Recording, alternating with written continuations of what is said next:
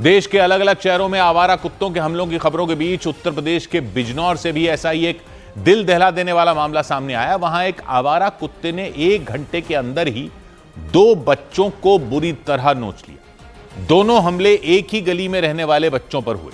उस कुत्ते ने पहले तो गली में खेल रहे एक बच्चे पर झपट्टा मारकर उसके चेहरे पर दांत गड़ा दिए और भाग गया। इसके कुछ ही देर बाद ही वो उसी जगह पर दोबारा आया और वहां खेल रहे दूसरे बच्चे को भी घायल कर दिया। दोनों घटनाएं बिजनौर के नजीबाबाद थाना क्षेत्र में हुई। वहां रामपुरा नाम के गांव में आवारा कुत्तों के आतंक से दहशत फैल गई। बिजनौर में आवारा कुत्तों का आतंक दिखा तो उसके पड़ोसी जिले मुजफ्फरनगर में आवारा सांड के हमलों से अफरा तफरी मच गई। वहां आवारा सांड ने घर के बाहर कार साफ कर रहे एक लड़के को उठाकर पटक दिया।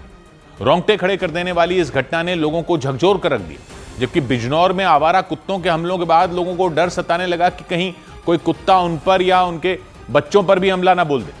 इसलिए लोग छोटे बच्चों को अकेले घर से बाहर भेजने से डरने लग गए। लोगों का गुस्सा प्रशासन पर भी फूट पड़ा, क्योंकि बताया गया कि वहां आवारा कुत्तों के लगातार हो रहे हमलों के बाद भी नगर निगम ने कोई एक्शन नहीं लिया।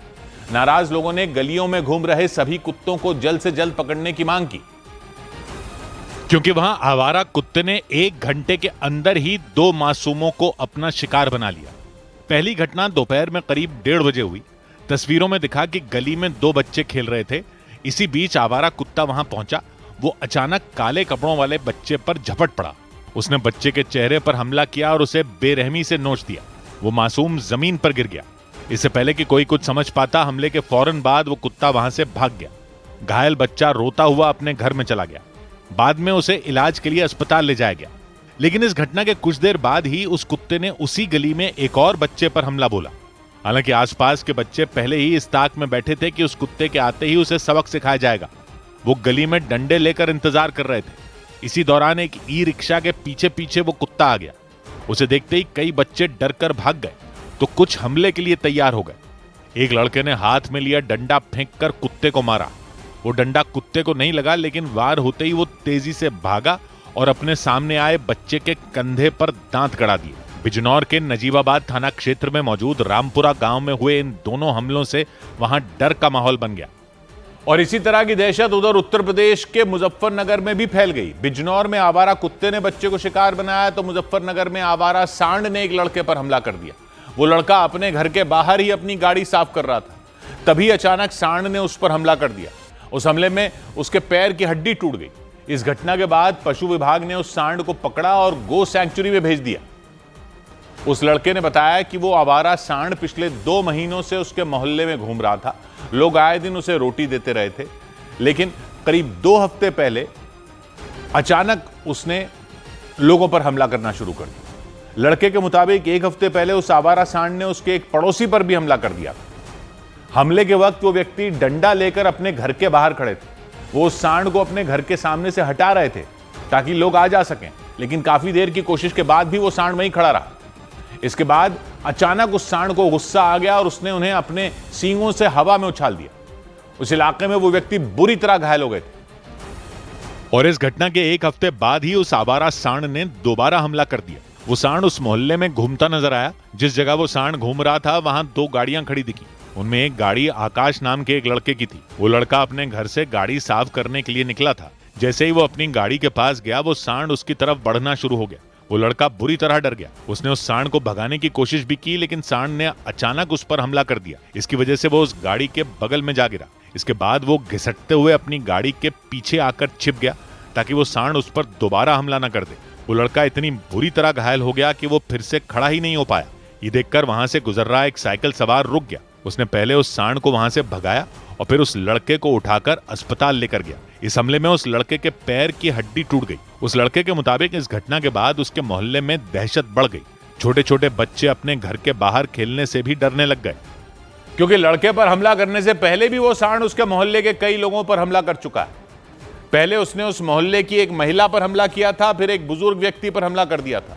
वो बुजुर्ग उस लड़के के घर के सामने ही रहते हैं। 1 हफ्ते पहले उसी सांड ने उन्हें भी उठाकर पटक दिया था। वो सांड काफी देर से उनके मकान के सामने घूम रहा था। उसके डर से उनके मकान से न तो कोई बाहर निकल रहा था, न ही कोई अंदर जा रहा था। यही वजह रही कि वो उस सांड को भगाने के लिए अपने घर से एक डंडा लेकर आ गए थे। उन्होंने दूर खड़े होकर काफी देर तक उसे भगाने की कोशिश की थी, लेकिन वो सांड वहीं डटा रहा।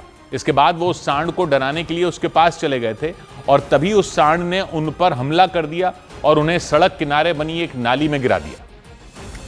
और इसके बाद वो उठने की कोशिश करते रहे, लेकिन उस सांड ने उन्हें अपने सींगों से बुरी तरह दबा दिया। इसकी वजह से उन्हें गंभीर चोटें आई थी। इससे पहले काफी देर तक वो उस सांड को वहां से भगाने की कोशिश करते दिखे थे।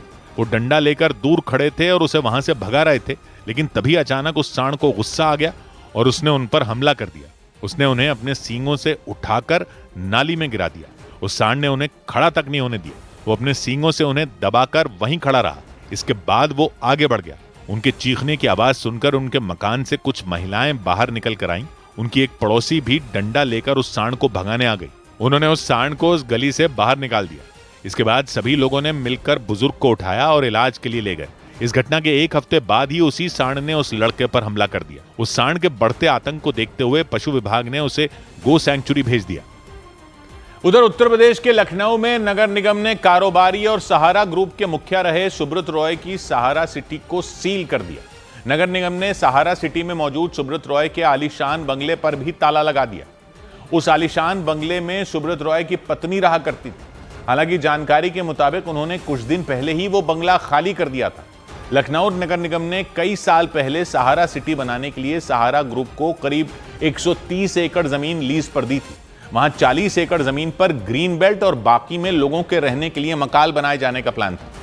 आरोप है कि सहारा ग्रुप के मुखिया सुब्रत रॉय ने नियमों को ताक पर रखकर इस जमीन पर अपने लिए आलीशान बंगला भी बनवा लिया था। इसके बाद 1997 में लखनऊ नगर निगम ने इस लीज की डील को रद्द कर दिया था और मामला कोर्ट तक पहुंच गया था। इसी के बाद लखनऊ नगर निगम ने सहारा सिटी पर कार्रवाई की। इसके लिए न सिर्फ लखनऊ नगर निगम के अधिकारी बल्कि पुलिस की एक बड़ी टीम भी वहां पहुंची। हंगामे की आशंका को देखते हुए वहां पहले ही सारे बंदोबस्त कर लिए गए थे। हालांकि उस बंगले में काम करने वाले कई कर्मचारियों ने आरोप लगाया कि बंगले के सील होने से पहले ही सुब्रत रॉय की पत्नी वहां से निकल गई और वहां काम करने वाले कर्मचारियों का वेतन नहीं दिया।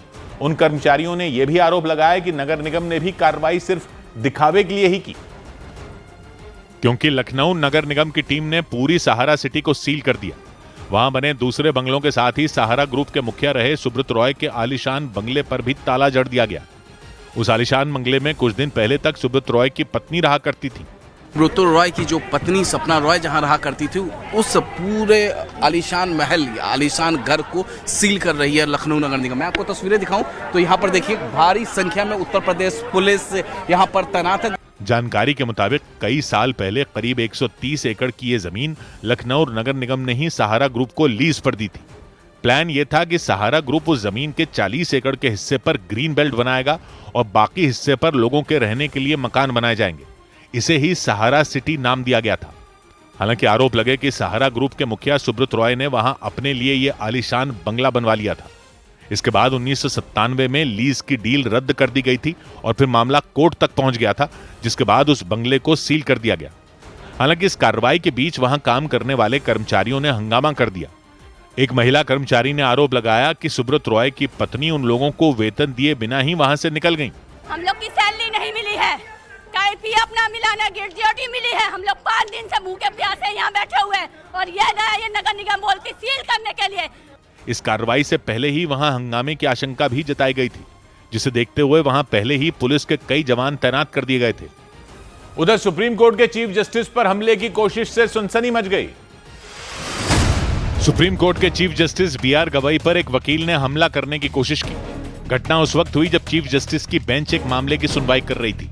उसी दौरान राकेश किशोर नाम के वकील ने उनकी तरफ जूता फेंक दिया। हालांकि जूता उनकी बेंच तक नहीं पहुंचा। इसके बाद उसे पकड़ लिया गया। सुप्रीम कोर्ट की कार्यवाही के दौरान मुख्य न्यायाधीश BR गवई पर हमले की कोशिश के आरोपी वकील राकेश किशोर पर बार काउंसिल ऑफ इंडिया ने कार्रवाई की। बार काउंसिल ने उन्हें तत्काल प्रभाव से वकालत से निलंबित कर दिया।